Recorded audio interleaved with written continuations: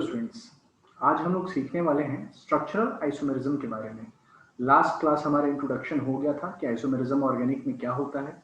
तो आइसोमेरिज्म का मतलब क्या है? Compounds which have same molecular formula but different chemical and physical properties. मतलब जिन कंपाउंड्स का मॉलिक्यूलर फॉर्मूला सेम हो जाए लेकिन उनका फिजिकल और केमिकल प्रॉपर्टीज अलग हो जाए, तो ऐसे कंपाउंड्स को हम लोग आइसोमर बोलते हैं।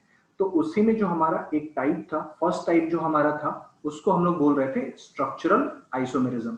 तो आज आइए हम लोग सबसे पहले समझ लेते हैं स्ट्रक्चरल आइसोमेरिज्म क्या है।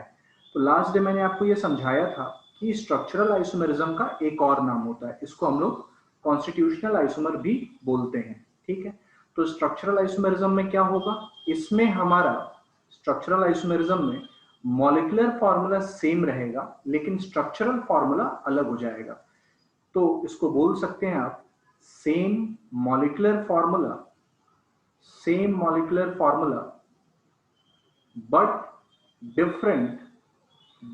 Different structural formula.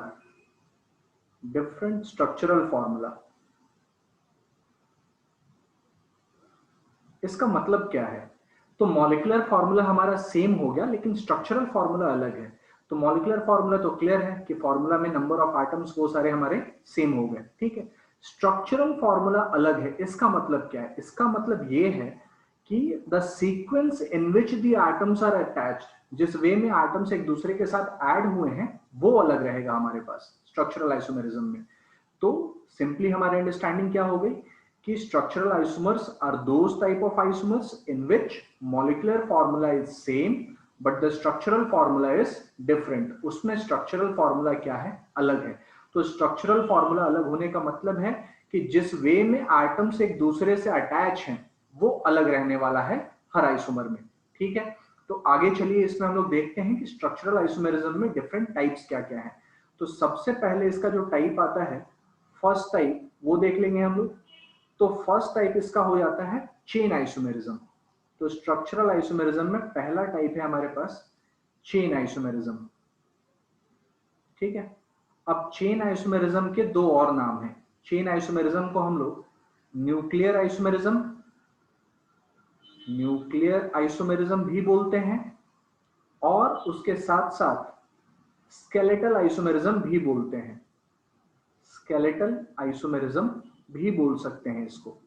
ठीक है, तो ये हमारा हो गया चेन आइसोमेरिज्म। अब चेन आइसोमेरिज्म मतलब क्या है? तो चेन आइसोमेरिज्म में the chain of carbon atoms is different, size of the chain of carbon atom is different। मतलब इसमें आप बोल सकते हैं size of parent carbon chain is different, size of parent carbon chain is different। ठीक है, तो इसमें क्या होगा? हमारे पास पेरेंट कार्बन चेन का साइज जो होता है वो अलग होता है। तो आइए इसको एक एग्जांपल के हेल्प से हम लोग समझ लेते हैं। जैसे अगर एग्जांपल हम लोग ले लें C5H12 का, पेंटेन का ये हमारा फॉर्मूला हो गया। ठीक है, तो C5H12 में कार्बन का स्केलेटल चेन जो होगा किस टाइप का हो सकता है? तो एक तो हो सकता था सीधे सीधे हमारे पास सारे कार्बन आइटम्स स्ट्रेट चेन में ऐड हो जाए। ठीक है, तो स्ट्रेट चेन में जब ऐड हो जाएंगे तो इसको हम लोग बोलते हैं एन पेंटेन। इसको हम लोग एन पेंटेन बोलते हैं। वैसे ही क्या हो सकता था कि चार कार्बन आइटम्स एक चेन में रहें और सेकंड वाले आइटम पे कार्बन चेन एक अटैच हो जाए, एक कार्बन आइटम अटैच हो जाए, तो इसको बोलते हैं हम लोग आइसोपेंटेन। यहां पर एक कार्बन हमारा ब्रांच में रहा। ठीक है, या फिर हम लोग तीन कार्बन का मेन चेन ले ले और दो कार्बन को हम लोग ब्रांच के फॉर्म में अटैच कर दें, तो ये बन जाएगा हमारा नियोपेंटेन। ये बन गया हमारा नियोपेंटेन। ठीक है, तो पहला जो एग्जांपल था हमारा एन पेंटेन का, इसमें मेन कार्बन चेन कितने एटम्स का है?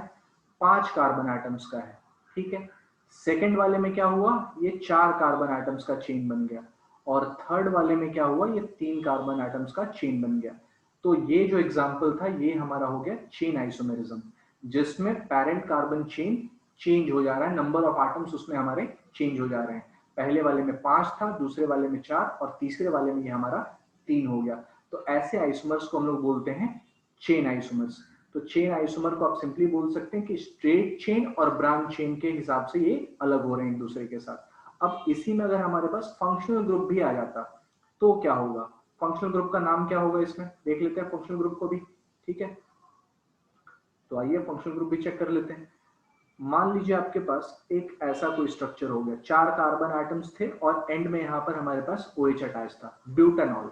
ठीक है, तो अगर ऐसा हो जाए कि एक कार्बन एटम हमारे पास यहां चला है और ये OH हो जाए, तो ये क्या हो गया, ये दोनों हमारे चेन आइसोमर्स हो गए।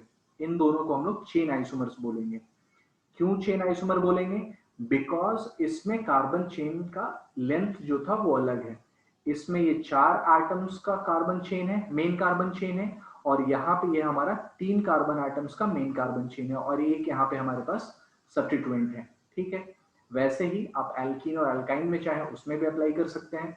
जैसे एक एग्जांपल ले लिया मैंने ब्यूट1 का और ब्यूटीन का। ठीक है, वैसे ही इसका एक एग्जांपल आप ऐसा भी ले सकते हैं।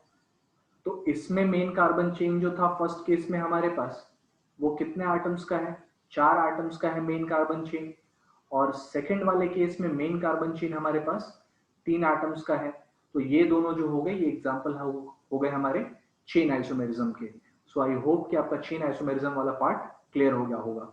सिंपली ध्यान में ये रखना है कि number of carbon atoms in the parent carbon chain will be different, chain length जो होगा अलग होगा। तो isomers will differ in terms of parent carbon chain length। ठीक है, तो पैरेंट कार्बन चेन लेंथ जिनका जैसे अलग होगा वैसे हमारे वो आइसोमर्स बनते चले जाएंगे। तो ये जो टाइप था हमारा, इसको बोलते हैं हम लोग चेन आइसोमेरिज्म। ठीक है, अगले टाइप में चलते हैं फिर हम लोग नेक्स्ट टाइप में। सो नेक्स्ट टाइप जो हमारा हो जाता है उसको बोलते हैं हम लोग position isomerism. Next is our position isomerism. तो पोजीशन आइसोमेरिज्म में क्या होगा, इसमें क्या अलग मिलने वाला है, तो इसमें कार्बन का चेन लेंथ सेम होगा, but the position at which the multiple bond or the functional group is present will be different। मतलब मेन कार्बन चेन का लेंथ सेम है, लेकिन जहां पे हमारा मल्टीपल बॉन्ड यानी कि डबल बॉन्ड या ट्रिपल बॉन्ड या फिर फंक्शनल ग्रुप प्रेजेंट है, वो पोजीशन अलग हो जाएगा। आइए इसको एग्जांपल की हेल्प से हम लोग समझेंगे। उसके पहले पोजीशन आइसोमेरिज्म में क्या होगा, same carbon chain length, same carbon chain length but different position of multiple bonds और functional group। ठीक है, बहुत ही आसान है। कार्बन चेन का लेंथ क्या रहेगा, सेम रहेगा। चेन आइसोमर में लेंथ अलग हो रहा था, यहां पे कार्बन चेन लेंथ सेम है, लेकिन जहां पर मल्टीपल बॉन्ड या फंक्शनल ग्रुप अटैच है वो अलग है। तो एग्जांपल की हेल्प से समझना है इसको, आइए देखते हैं। जैसे मैंने ले लिया ब्यूट1 ये हो गया हमारा ब्यूट1 या इसको आप बोल सकते हैं ब्यूटीन। इसमें क्या हो गया कि इसमें आपके कार्बन आटम के चेन में हमारे पास डबल बॉन्ड जो प्रेजेंट है वो फर्स्ट एटम के साथ अटैच है। इसी में अगर मैंने सेकेंड एटम पे अटैच कर दिया, ये बना दिया, ये हो गया हमारा ब्यूट2। अब इन दोनों में अलग क्या है, कार्बन चेन लेंथ दोनों में 4 एटम्स के हैं, लेकिन पहले केस में हमारा डबल बॉन्ड फर्स्ट एटम से अटैच है और दूसरे केस में हमारा डबल बॉन्ड सेकेंड एटम से अटैच है। तो पोजीशन ऑफ मल्टीपल बॉन्ड यहां पर चेंज हो गया, तो इसीलिए इसका नाम हमारा पोजीशन आइसोमेरिज्म होता है। इसमें कुछ और एग्जांपल्स हम लोग देख लेते हैं। एक और एग्जांपल मान लीजिए मैंने लिया यहाँ पे, लेट से कि कार्बन आइटम हम लोगों ने ले लिए यहाँ पे और यहाँ पर लास्ट में OH अटैच कर दिया, तो ये हमारा हो गया ब्यूटान1ऑल या फिर ब्यूटानॉल, मतलब लास्ट में OH हमारा अटैच है। लेकिन इसका एक और एग्जांपल ऐसा कुछ हो सकता था कि OH हमारे पास सेकंड कार्बन एटम पे अटैच हो जाए, तो ये हो जाएगा ब्यूटान 2 ऑल। ठीक है, तो ब्यूटान 1 ऑल फर्स्ट पे OH अटैच है, ब्यूटान 2 ऑल सेकंड पे OH अटैच है, तो ये दोनों जो हमारे हो गए, ये हो गए position isomers. 1 and 2 same carbon chain length but different position of functional group, तो ये क्या हो गए हमारे 1 and 2 are position isomers. 1 and 2 are position isomers. लेकिन अगर मान लीजिए आपका कहीं ऐसा कुछ दिया हुआ है, तीसरा स्ट्रक्चर मैंने एक बना लिया जिसमें मैंने OH क्या किया, अटैच कर दिया फर्स्ट कार्बन एटम पे। ठीक है, तो 1 और 2 जो हमारा होगा, 1 and 2, 2 नहीं सॉरी, इसको ले लेंगे 3, तो यहाँ पे 1 and 3 जो हमारा हो गया, तो 1 और 3 में क्या है, हमारा OH जो है वो एंड में ही अटैच है, लेकिन कार्बन चेन का लेंथ अलग हो गया, मेन कार्बन चेन का लेंथ अलग हो गया, तो 1 and 3 are chain isomers. 1 and 3 are chain isomers, क्योंकि हमारा यहाँ पर कार्बन चेन का लेंथ अलग है। सिमिलरली 2 और 3 भी हमारा क्या होगा, चेन आइसोमर ही होगा, क्योंकि उसमें भी कार्बन चेन का लेंथ हमारे पास अलग मिल रहा है। ठीक है, तो पोजीशन आइसोमर तब जब कार्बन चेन लेंथ सेम रहे, और चेन आइसोमर तब जब हमारा कार्बन चेन का लेंथ अलग रहे। तो थर्ड वाले स्ट्रक्चर में मेन कार्बन चेन जो है उसका लेंथ जो है वो 3 एटम्स का ही है, ये हमारा 3 एटम का ही मेन चेन प्रेजेंट है, बट पहले और दूसरे स्ट्रक्चर में हमारे पास 4 कार्बन एटम्स का मेन चेन था प्रेजेंट। तो चेन आइसोमर्स क्या होंगे, जिसमें कार्बन चेन का लेंथ अलग हो, और पोजीशन आइसोमर जिसमें कार्बन चेन का लेंथ तो सेम रहेगा, लेकिन position of multiple bond and position of functional groups अलग रहेंगे। ठीक है, इसके बाद चलिए आगे चलते हैं तीसरे आइसोमर में हम लोग। तो तीसरा आइसोमर जो हमारा हो जाएगा वो होता है रिंग एंड चेन आइसोमेरिज्म। इसको बोलेंगे हम लोग रिंग चेन आइसोमेरिज्म। ठीक है, तो रिंग एंड चेन आइसोमेरिज्म में क्या होगा कि isomers differ in term of straight chain और ओपन चेन और close chain compounds. Isomers differs in terms of open chain और closed chain compounds।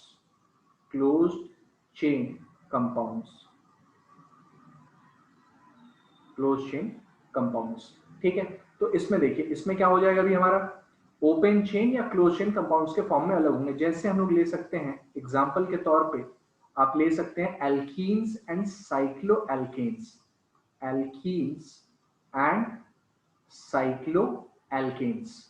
ठीक है, तो जैसे मान लीजिए मैंने एग्जांपल एक ले लिया C3H8 का। ठीक है, सॉरी C3H8 नहीं, C3H6 का एग्जांपल ले लेंगे, एल्कीन लेना है हमें, C3H6 ले लिया। ठीक है, तो C3H6 में ऐसा कुछ कार्बन का स्केलेटल स्ट्रक्चर मिलेगा हमारे पास, और यहाँ पर आप चाहें तो हाइड्रोजन ऐड कर सकते हैं। तो लास्ट में हाइड्रोजन मैंने ऐड कर दिए 3, सेंट्रल कार्बन पे यहाँ पर 2 अटैच हो जाएंगे। ठीक है, और सॉरी 2 नहीं, यहाँ पर 1 अटैच होगा हमारा, और लास्ट वाले कार्बन आइटम पे हमारे पास 2 हाइड्रोजन अटैच हो जाएंगे, तो 3 1 4 and 2 6 ये बन गया। या फिर हमारा कार्बन का स्ट्रक्चर ऐसा भी बन सकता था, ये साइक्लिक फॉर्म में, तो हर कार्बन आइटम से हमारे पास 2 हाइड्रोजन अटैच होते। ठीक है, ऐसा, तो एक हमारा साइक्लोएल्केन है और दूसरा हमारा जो है वो एल्कीन है। तो एल्कीन यहाँ पर ओपन चेन है और साइक्लोएल्केन हमारा यहाँ पर क्लोज चेन है। तो इस केस में ये क्या हो जाएगा, propene and cyclopropane, they R ring chain isomers. तो रिंग चेन आइसोमरिज्म में क्या होगा हमारा कि आइसोमर्स में क्या होगा, एक ओपन चेन होगा और दूसरा हमारे पास क्लोज चेन होगा। ऐसे जो आइसोमर्स होते हैं उन्हें हम लोग रिंग चेन आइसोमर्स बोलते हैं। ठीक है, तो आज हम लोगों ने सीखा स्ट्रक्चरल आइसोमरिज्म के 3 type, chain isomer, position isomer and ring chain isomers. Next class में हम लोग फंक्शनल आइसोमर्स, मेटामर्स एंड टॉटमर्स के बारे में सीखेंगे। तब तक आप लोग क्या करेंगे कि जो जो टॉपिक्स हमारे हो गए हैं अपने टेक्स्ट बुक से या कोई रेफरेंस बुक से उनके प्रॉब्लम्स को अटेम्प्ट कीजिए, सॉल्व कीजिए, जितने एग्जाम्पल्स हो उन्हें देखिए और खुद से स्ट्रक्चर ड्रॉ करने का ट्राई कीजिए। उससे क्या होगा, ये पॉइंट्स और ज्यादा आपके क्लियर होते चले जाएंगे।